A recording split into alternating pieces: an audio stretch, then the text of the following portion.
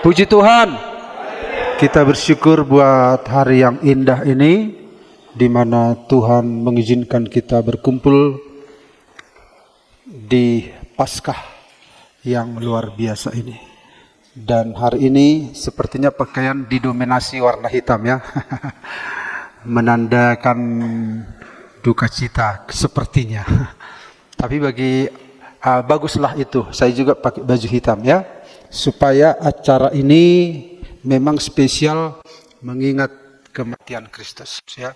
Tetapi baju apapun yang kita pakai tidak masalah ya. Tetapi baju yang Bapak Ibu pakai bentuk kenangan ya, mengenang ada sesuatu yang sedang terjadi di momen seperti ini.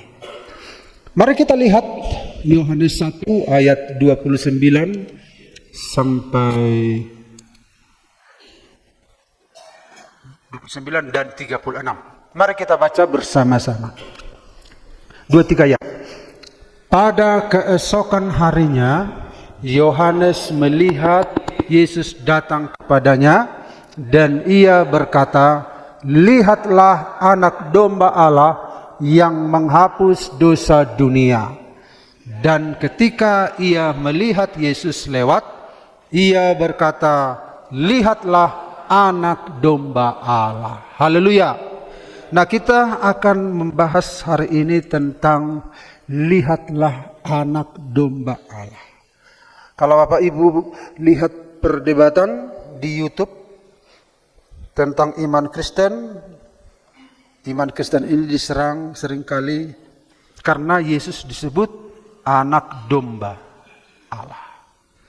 Nah, dan kita juga seringkali disebut dengan nada ejekan domba-domba Allah katanya. Hei kamu domba-domba Allah. Nah, gitu. Karena Yesus juga disebut anak domba Allah. Nah, jadi pada hari ini kita harus mengerti apa sebenarnya anak domba Allah itu. Ya. Apakah Allah punya anak domba? Apakah Allah memelihara seekor domba?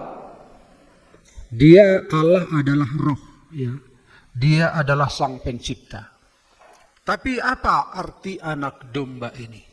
Nah, mari kita lihat Bapak Ibu. Apa itu anak domba Allah? Ya. Apa yang dimaksud dengan anak domba Allah? Nah, mari kita lihat apa yang dimaksud dengan anak domba Allah. Kalau kita perhatikan di dalam ayat ini, lihatlah anak domba Allah yang menghapus dosa seisi dunia. Ya. Lihatlah anak domba Allah yang menghapus dosa dunia.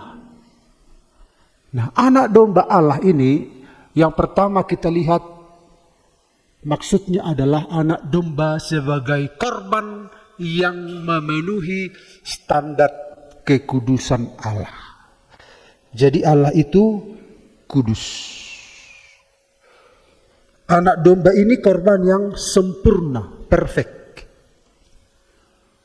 Jadi kalau disebut anak domba Allah, berarti keselamatan ini datang dari pihak Allah dan Allah sebagai penyedia korban itu. Karena tidak ada korban yang bisa disediakan manusia yang memenuhi standarnya Allah. Istilah anak domba Allah dalam perjanjian baru itu tidak muncul tiba-tiba. Itu ada di dalam Keluaran 12 ayat 8. Orang Israel itu kalau mempersembahkan korban itu harus tanpa cacat. Karena persembahan yang terbaik yang diminta Tuhan. Tuhan tidak menerima persembahan yang tidak baik. Jadi anak domba ini idenya itu dari perjanjian lama ya. Kita nggak usah baca ayatnya, ini hanya sebagai bahan Bapak Ibu saja jika ada nanti yang bertanya. Jadi anak domba ini tidak muncul tiba-tiba dalam perjanjian baru, ternyata ini adalah idenya Allah yang sudah dikerjakan ketika manusia jatuh dalam dosa. Yang pertama ada korban, yaitu korban binatang untuk menutupi ketelanjangan Adam dan Hawa. Dan selanjutnya, untuk menghadap Allah harus ada korban yang tanpa cacat celah. Kita masih fokus tentang korban memenuhi standar kekudusan Allah. Imamat 1 ayat 3, 22, 21, korban tanpa celah. Jadi Tuhan itu tidak mau menerima korban yang cacat, yang bermasalah.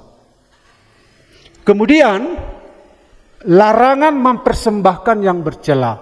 Mazmur 40:9, ketaatan lebih dari korban. Yesaya 53:9, tanpa kekerasan dan tipu. Jadi Tuhan itu punya standar.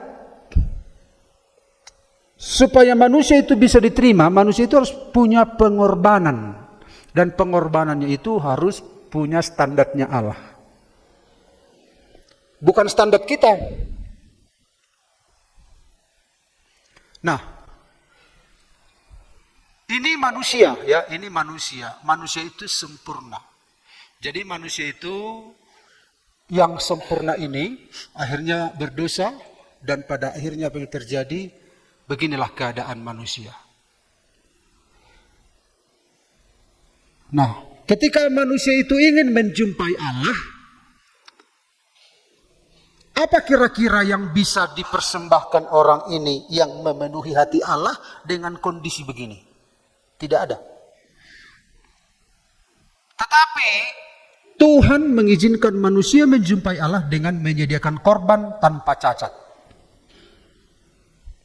Yang nantinya adalah korban itu adalah Yesus Kristus. Jadi keselamatan itu inisiatifnya Allah, ya, bukan inisiatif manusia. Kemudian kekudusan Allah menuntut kesempurnaan. Nah, kira-kira kalau Allah menuntut kesempurnaan, manusia yang keadaan begini bisa nggak sempurna? Tidak mungkin.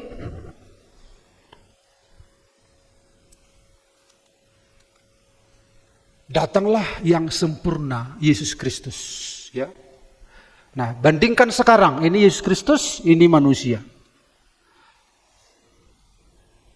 Jadi, sebaik-baik apapun korbannya manusia, manusia tidak mungkin memenuhi permintaannya Allah, di mana standarnya adalah Yesus Kristus. Jadi Kristus satu-satunya yang layak. Sementara manusia walaupun korban-korban yang terbaik sekalipun, karena manusia itu sudah dalam kondisi yang rusak, tidak mungkin menyediakan korban untuk menyenangkan hati Allah. Lalu datanglah Yesus Kristus yang memenuhi standarnya Allah. Nah, sampai di situ tentang bahwa anak domba sebagai korban yang memenuhi standar kekudusan Allah. Artinya terpenuhilah ketika Yesus datang. Artinya Yesuslah yang menjadi korban yang memenuhi standar Allah. Kalau dulu itu domba, itu pun harus yang terbaik. Sampai datang anak domba menjadi korban yang sebenarnya, yaitu Yesus Kristus. Korbannya sempurna tanpa cacat celah. Dia tidak berdosa. Ya. Dia punya akhlak yang tertinggi. Dia punya moral yang tertinggi. Yesus berkata, adakah di antara kamu yang bisa membuktikan bahwa aku berbuat dosa? Nah, untuk menjadi korban bagi Allah, harus tanpa cacat.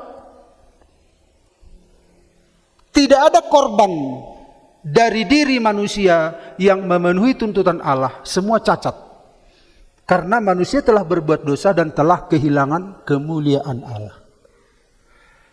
Datanglah Yesus yang sempurna. Yesuslah yang menjadi korban itu. Itu dari sisi standar kekudusan Allah, manusia tidak bisa mencapai, tetapi Yesus datang dan pada akhirnya Yesuslah yang menjadi korban. Lalu yang kedua, ini setelah ini bagaimana? Nah, jadi saudara-saudara, setelah ini maka poin yang kedua adalah lihatlah anak domba Allah yang menghapus dosa dunia, warna kuning, yang menghapus dosa dunia. Apa maksudnya? Anak domba sebagai korban pengganti yang disediakan Allah. Jadi ternyata ketika Yesus datang sebagai korban tanpa cacat, soalnya untuk bisa persembahan diterima oleh Allah itu harus tanpa cacat celah, sehingga layak jadi korban, layak menjadi pendamai antara manusia dengan Allah. Jadi datanglah korban yang sempurna itu, anak domba sebagai korban pengganti yang disediakan Allah. Nah, kita lihat dulu latar belakang perjanjian lama ya. Jadi semua yang disampaikan oleh perjanjian baru ini tentang pengorbanan itu bertalian dengan perjanjian lama. Kita lihat Kejadian 3:21, Allah membuat pakaian dari kulit binatang. Artinya harus ada binatang yang korban, lalu diambil kulitnya untuk memakaikannya, dikenakan kepada Adam dan Hawa yang telanjang, kehilangan kemuliaan Allah. Ketika manusia jatuh dalam dosa, manusia kehilangan kemuliaan Allah. Kemuliaan itu dalam bahasa Ibrani disebut kavod, dalam bahasa Yunani doksa. Apa arti kavod dan doksa? Artinya adalah bobot, reputasi, nilai, kualitas. Jadi ketika manusia itu jatuh dalam dosa, manusia itu kehilangan bobot sebagai manusia. Karena yang membuat tanah liat ini punya bobot, punya nilai, punya kualitas, itu karena Allah yang mendompleng dia, begitu istilahnya. Karena ada kemuliaan Allah yang membackup. Nah, ketika manusia jatuh dalam dosa, maka terjadi kematian. Manusia kehilangan kemuliaan Allah, makin merosot. Nah, Kejadian 4 ayat 4, Habel mempersembahkan korban yang berkenan. Pada akhirnya korban inilah menjadi pengganti. Nanti kita lihat bagaimana ilustrasinya. Kita lihat dulu latar belakangnya anak domba ini. Ide tentang anak domba ini ternyata dari sejak kejatuhan Adam dan Hawa. Lalu selanjutnya dalam Kejadian 22:13, domba menggantikan Ishak. Jadi pengganti. Penggantinya Habel adalah korban. Penggantinya Adam dan Hawa adalah binatang. Jadi artinya supaya manusia itu diterima harus ada sasaran murka Allah, yaitu kepada binatang. Itu yang disebut dengan korban. Kemudian kita lihat Keluaran 12:5-7, anak domba Paskah itu yang kita rayakan hari ini. Yesaya 53:5-7, hamba Tuhan sebagai anak domba, itu melambangkan Yesus Kristus. Jadi ide tentang anak domba itu sudah ada sejak dahulu kala, dan sehingga Yohanes berkata, lihatlah anak domba Allah yang menghapus dosa dunia. Jadi apa fungsi pengorbanan ini? Apa fungsi domba ini? Nah, kalau manusia di zaman dahulu dalam keadaan berdosa ingin menyembah Allah, berarti dia sedang meminta mati. Kenapa? Karena manusia yang coba-coba mendekati Allah dalam keadaan berdosa, Allah itu kudus. Berarti kalau kamu mau menjumpai aku dalam keadaan begini, berarti kamu minta mati ya, begitu. Jadi manusia itu tidak mungkin bisa menjumpai Allah, walaupun ada keinginan, kerinduan menjumpai Allah, tapi itu artinya minta mati. Karena manusia itu berada di bawah hukuman Allah. Bagaimana supaya manusia itu bisa menjumpai Allah tanpa dia mati? Manusia itu harus mempersembahkan korban. Sehingga murka Allah yang tadinya kepada manusia, sasarannya adalah ini. Orang ini lolos. Jadi korban ini menjadi penggantinya ini. Dan korban ini, poin 1 tadi kita lihat, harus sempurna tanpa cacat.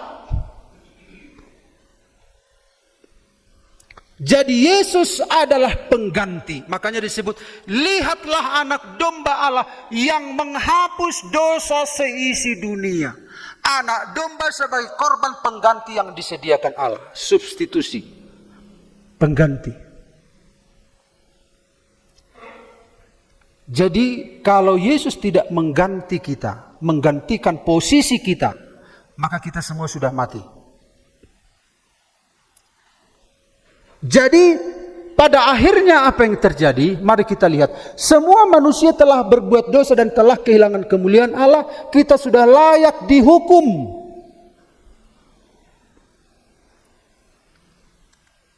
Dan Yesus datang ke dunia, dia mati di kayu salib. Segala dosa dan pelanggaran kita dipikul di dalam tubuh jasmania Kristus. Dan pada akhirnya hukuman itu murka Allah turun atasnya. Supaya apa? Supaya kita bebas. Saudara-saudara, Yesus melakukan ini supaya saudara dan saya tidak binasa. Amin. Dia menggantikan kita. Dalam 2 Korintus 5 ayat 21. Dia yang tidak mengenal dosa. Domba itu kan apa salahnya sehingga dia jadi korban? Padahal kesalahan kita sebenarnya, tapi ditimpakan kepada korban itu. Soalnya itu satu-satunya jalan. Ada orang berkata, kalau Yesus itu Tuhan, mengapa dia mesti mati berkorban? Bukankah dia Tuhan? Dia bisa saja berkata, oke, kuampuni segala dosamu, selesai. Karena aku adalah Tuhan, dihapus semuanya. Enggak. Kalau demikian, itu bukan Tuhan yang tidak punya disiplin, yang tidak adil. Allah mengasihi sekaligus adil. Allah kita itu, saudara-saudara, kebenaran, ya. Saya baru menyampaikan tentang kebenaran, leadership in post-truth. Kepemimpinan di era post-truth. Post-truth itu adalah kebenaran yang berlebih-lebihan di zaman sekarang. Misalnya begini. Karena viral, maka dianggap orang jadi benar, walaupun salah. Itu di zaman sekarang. Kalau orang banyak berkata A, maka kita ikut A. Padahal itu bukan kebenaran. Nah, kebenaran itu Allah sendiri. Disebut aletheia. Kebenaran yang diekspresikan itu disebut di kayu salib, keadilan. Allah itu adil. Jadi kebenaran itu, kebenaran di dalam dan kebenaran di luar itu disebut keadilan. Allah itu kasih, Allah itu juga adil. Jadi kalau orang berkata, kalau dia Allah, dia kan bisa berkata, oke, kamu semua yang berdosa, hapuskan semua dosamu. Nah, ini seperti orang yang main sulap, suka-sukanya. Kalau Tuhan berkata, akibat dosa adalah kematian, maka ya mati semua manusia berdosa dan akhirnya masuk neraka. Bagaimana untuk menolong manusia ini? Harus ada korban pengganti. Makanya Yesus datang ke dunia ini untuk menjadi korban yang sempurna supaya memenuhi keinginan Allah, memenuhi standarnya Allah. Dia datang ke dunia ini dan bukan hanya memenuhi standar Allah, tetapi menjadi pengganti bagi kita. Dia yang tidak mengenal dosa telah dibuatnya menjadi dosa karena kita, supaya dalam Dia kita dibenarkan oleh Allah. Barang siapa yang percaya kepada Yesus Kristus, dia dibenarkan oleh Allah. Amin. Tidak ada yang benar di luar Yesus. Makanya saudara-saudara, satu waktu ada untuk menunjukkan kasih dan keadilan ini, orang seringkali bikin ilustrasi begini. Ada dua orang anak kembar, ya, si A dan si B. Mereka bertumbuh bersama-sama. Si A akhirnya dia berhasil menjadi seorang hakim. Si B menjadi penjahat. Jadi di kota itu dia sudah melakukan kejahatan tingkat tinggi. Merampok bank, narkoba, dan lain sebagainya. Pokoknya kejahatan-kejahatan tingkat tinggi dia lakukan. Sementara si A, dia rajin belajar, dia hidup baik, akhirnya dia menjadi seorang hakim. Si B ini menjadi buronan. Dia adalah geng yang paling dicari di negara itu. Satu waktu dia tertangkap, dimasukkan ke dalam penjara, lalu disidang. Ketika dia disidang, ternyata hakimnya adalah si A, saudaranya.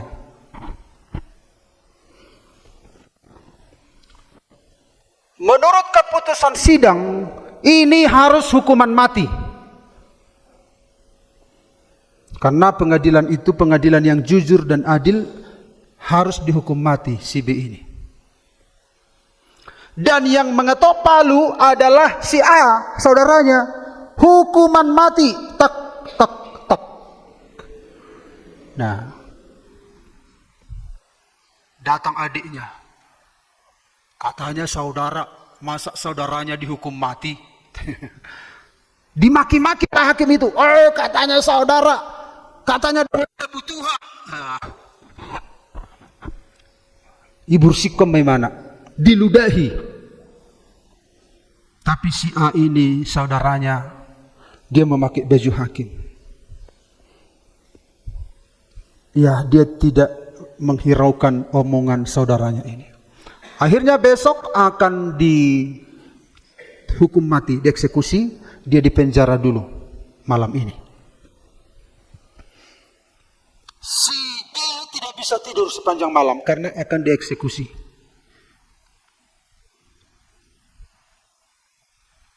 Bukan ditembak mati, digantung, ya, digantung. Besoknya akan digantung. Malamnya apa yang terjadi? Datanglah si A,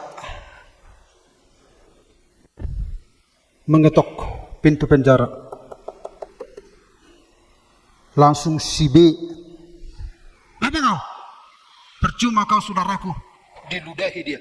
B, harusnya ini kesempatan bagimu membebaskan aku. Kita adalah anak kembar dari mama kita. Harusnya posisi sebagai hakim kau gunakan membela saudaramu. Diam-diam hakim ini sambil diludahi. Lalu penjaranya dibuka. Masuk hakim ini. Dibuka jubah hakimnya. Ini pakai katanya kepada saudara. Apa maksudmu? Pakai. Tanggalkan bajumu, baju penjaramu, biar ku pakai. Kita gantian. Maksudnya ini apa? Lakukan saja.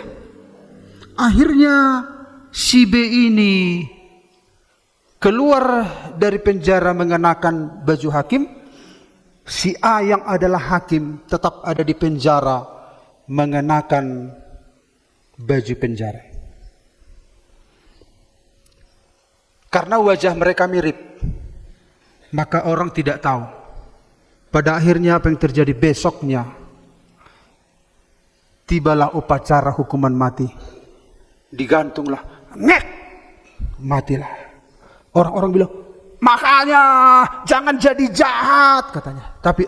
Tapi si B yang hanya dia yang tahu kebenaran ini, telah terjadi pergantian. Dia hanya menunduk saja. Harusnya dia yang dihukum, tetapi saudaranya yang dihukum. Di satu sisi si A mengasihi saudaranya, di sisi lain dia harus adil menegakkan kebenaran. Untuk menegakkan kebenaran, dia harus menggantikan posisi saudaranya. Dia mengasihi saudaranya, dia mengeksekusi, menjatuhkan vonis, dihukum mati kepada saudaranya. Tetapi secara keadilan, tetapi secara dia kasih, dia mengasihi saudaranya, dia sendiri yang mengambil tempat saudaranya dan dia mati. Itu kisah nyata yang ada di dunia ini. Apalagi kisah yang dikerjakan oleh Tuhan Sang Juru Selamat kita. Amin. Itulah berjalan bersama-sama antara kasih dan keadilan Allah. Dia memikul segala dosa dan pelanggaran kita. Supaya apa? Supaya kita dibebaskan. Ketika kita percaya bahwa ini yang terjadi 2000 tahun yang lalu, maka saudara dan saya akan mengalami kebebasan itu. Saudara tidak diperbudak lagi. Saudara tinggal mempercayai apa yang telah dilakukan Yesus 2000 tahun yang lalu. Amin Bapak Ibu. Dan lihatlah anak domba Allah. Apa artinya ini? Lihatlah. Sekarang kita perhatikan kata lihatlah. Yang ketiga, anak domba sebagai pribadi yang menuntut respon iman. Lihat. Tentu tidak hanya melihat sepintas. Kita harus mempercayai. Kita harus merespon.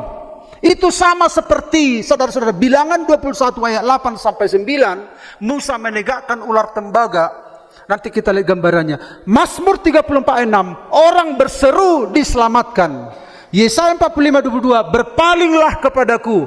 Yesaya 55 ayat 1 sampai 3, datang dan terima hidup. Habakuk 2:4, orang benar hidup oleh iman. Lihatlah. Bukan hanya melihat begitu, nengok-nengok, artinya percaya. Hanya dia jalan keluar, hanya dia solusi. Ketika orang Israel berdosa, mereka mati banyak dipagut ular. Ribuan, puluhan ribu mati hanya gara-gara melawan Tuhan. Dan banyak ular yang keluar dan memagut orang yang memberontak ini.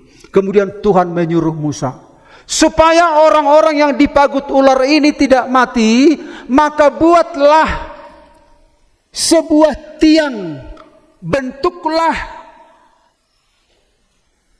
tempalah ular tembaga, gantunglah di tiang itu, supaya siapa yang melihat dia sembuh.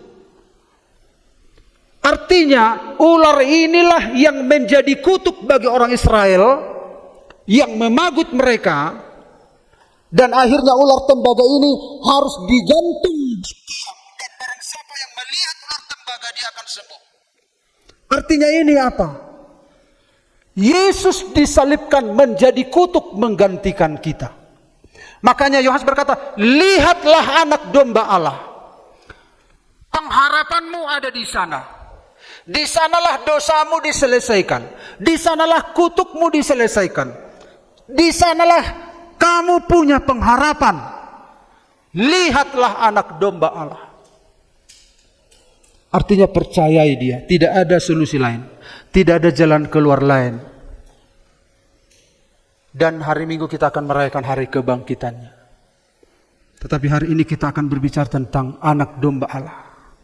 Makanya ada nyanyian kita, lihat domba Allah. Lihat domba Allah. Lihat artinya kamu menaruh harap ke sana. Kesanalah tumpuanmu sekarang. Tidak ada jalan keluar selain itu. Dialah jalan keluar satu-satunya supaya kita bebas dari kutuk maut, kutuk dosa, kematian, dan kuasa setan. Dialah pengharapan kita satu-satunya. Amin Bapak Ibu. Amin. Jadi anak domba Allah itu artinya apa tadi? Yang pertama, apa? Sehali dua hali? Iya. Dia adalah korban yang memenuhi standar Allah. Lalu yang kedua, anak domba pengganti disediakan Allah. Allah sendiri yang menyediakan pengganti karena sempurna. Lalu yang ketiga kita lihat anak domba sebagai pribadi yang menuntut respon iman. Makanya salib itu kebodohan bagi orang. Kebodohan. Bahkan ada yang menghina salib. Salib itu bukan hanya sekedar dua palang. Tetapi siapa yang disalib di sana? Salib itu adalah model hukuman mati bagi orang Venesia zaman dulu dan diambil alih orang Roma sebagai hukuman mati yang paling menyedihkan. Akhirnya orang Roma menggunakan salib itu menjadi salah satu cara hukuman mati. Jadi ketika kita percaya kepada salib, dia memikul segala kutuk. Makanya Alkitab mengatakan, terkutuklah orang yang digantung di kayu salib. Dia memikul segala kutuk kita. Lihat anak domba Allah yang menghapus dosa seisi dunia. Dan dia tidak berakhir di dalam kematian. Dia bangkit. Dia mengalahkan kematian. Karena ini momen Paskah, kita berhenti di bagian kematian. Tetapi sesungguhnya dia sudah ada di sorga sekarang, dia akan datang kembali untuk menjemput kita. Amin Bapak Ibu. Karena itu mari kita nyanyikan nyanyian ini.